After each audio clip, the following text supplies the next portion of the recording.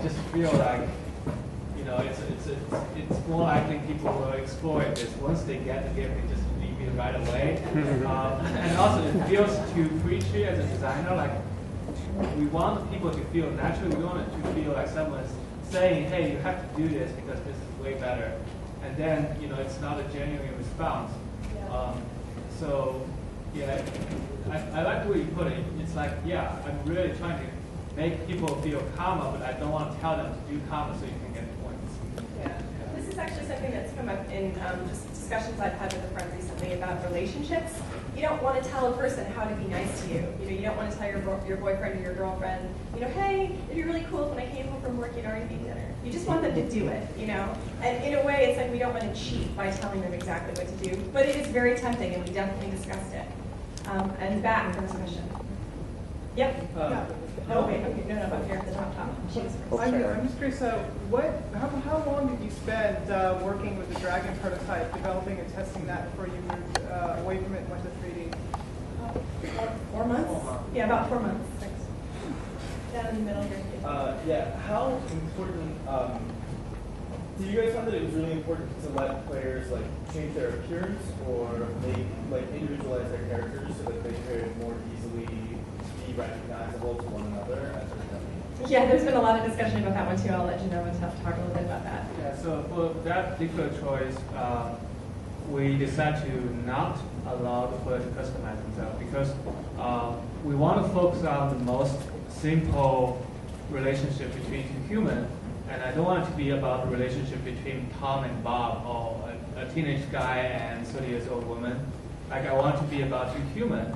So I think too much customization will make each individual too much specific. Like, I want it to be, I wish the player could think that, oh, I'm playing with another human being. I don't know who he is, but this is the human behavior he created for me. So the difference between the players are very minor in the game. And then, of course, there's just the production constraint of having to deal with the customization system on top of everything else. Here. What's the extent of how far-reaching is your communication, right? Because I'm sure there's good design things that are very much spatial, about direction, navigation, about goals. Yeah. But how far else does it go that represent more specific, less tangible? So I think that's the part that we're working on right now. So we can't give you as clear of an answer. There's definitely, there's just tuning the shout, how far you can shout, seeing it. There is a representation of this in Journey in 3D, and Jenova actually just did some really great work to help create a sense of proprioception, that when the person goes out of frame, that you can hear them and almost see that they're there, the way that if Jenova and I are in a crowd, like a Gamescom, we're trying to find each other, if I turn around, I can kind of see him out of the corner of my eye, and with the game camera, it's just, it doesn't work that way. And so the shout has actually become one of the ways that we plan on doing that. But also for communication, this is a Dragon prototype. Actually, our communication method hasn't changed too much since the Dragon prototype. Basically, if you tap it, you kind of have a small symbol on top of your head, and if you hold it, you make a shout. Just with these two vocabulary, I managed to communicate with the player at some quite deep level. And that was pretty amazing when you can actually do that. And I felt that the more we give to the player, the more they will ask.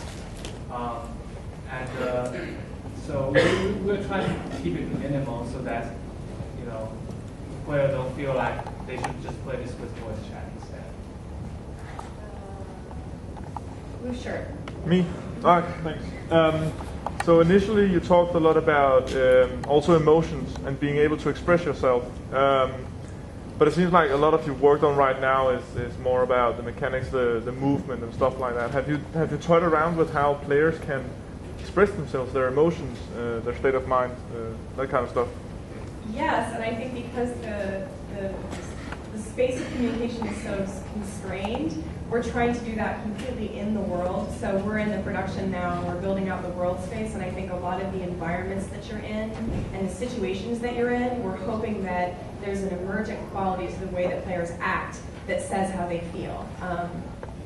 Jenova had an example early on of two players hiding from a large monster. You know, if a person is running headlong into a very dark space with a ton of fog and like a scary feeling, you know that person is not afraid, or they're stupid. And they might not be the person you want to hang out with, you know. And I think we're trying to create that kind of a physical expressiveness to the motion itself. We talk about journey in a lot of different ways, but one of the things we like to talk about is this sense of deep movement, right? That each movement you make or your actions in the world really matter. And I think this kind of environmental storytelling is what the whole team is really focused on exactly right now. So hopefully in next year when the game comes out and you guys play it, you'll be able to see that effort, and that's really our highest hope. Thanks. There. Okay. Yeah, I was going to ask, in the 2D version, I really liked how it zoomed out when you had two people interacting. Have you done anything in the 3D version to sort of replicate something like that? Yeah, it's kind of interesting that once we have 3D, our initial side is we're going to distort it. So the camera zooms out, you can see a little bit farther. Yeah. The problem is, once you have 3 camera in 3D game, you can already see to all the end to the horizon.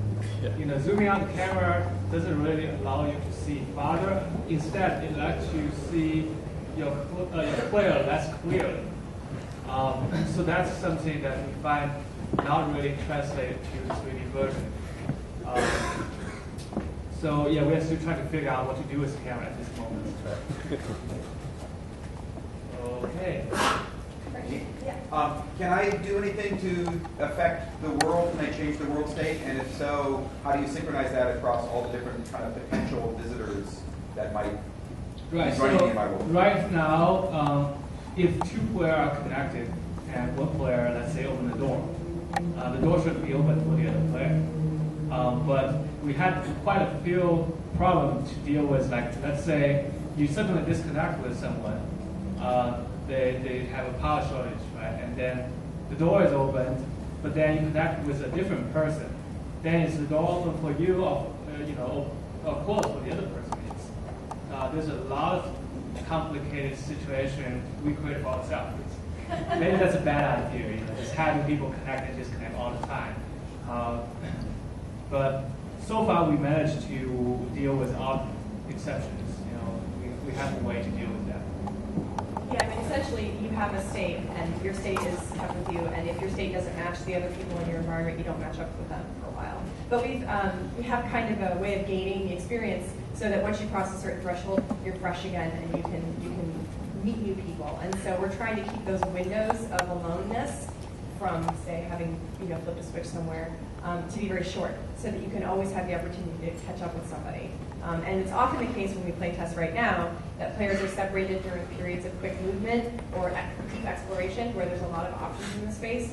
They may want to go different directions, but then at the end of the level, when they get over the crest and they go into the new area, they'll find each other again. And each player in the game actually has a unique identifier. They have a symbol, which is on their chest, and that when you see that other person, it's very prominently displayed, so you can tell whether or not you've met them before. I think we have time for one more question. Nathan. So you talked earlier about like negative interactions, people hurting other players. People, Yeah. It reminded me of the games you talked with the radical guy did about prototyping a bus on a bridge, and then they just handed the controller to a player, and everybody pushed the bus off the bridge. It seems like it's such a common thing for players to do in multiplayer games. So is that opportunity still in the game, or are you like?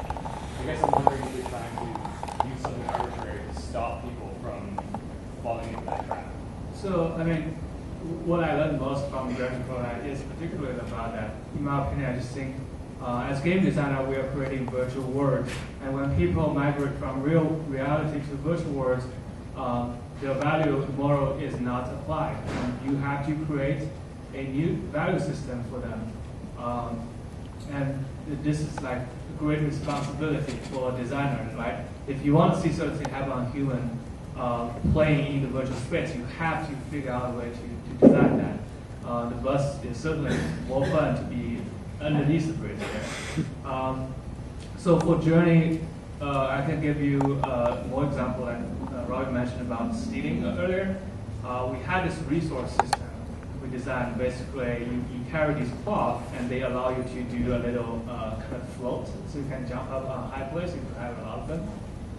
And we made it so the resource can be shared. So if one player fly up, behind him will be a tray of cloths he used, and then the other player can use him to go up.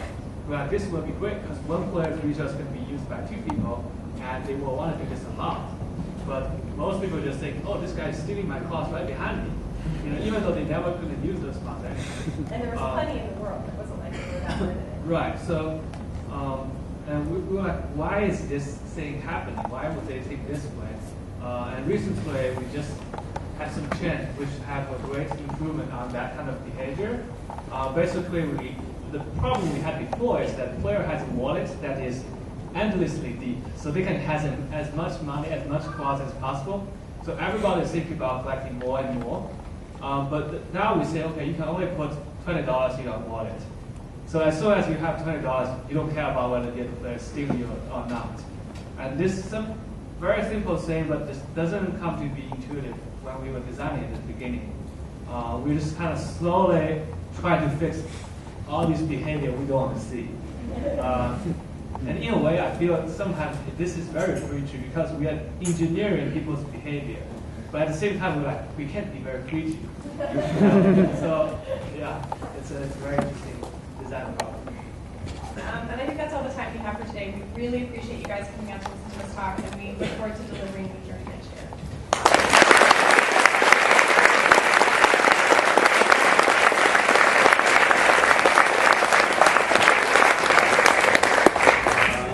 I just wanted to thank Robin and Jenova for coming on today and being so generous of spirit and so open about the ongoing development of Journey. I know there are many thousands, not hundreds of thousands of people around the world who are incredibly jealous that we got to do all this right now. I also want to thank the Interactive Media Department again, USC and Tracy Bulletin for sponsoring this session. And such great friends. Please join us back here at the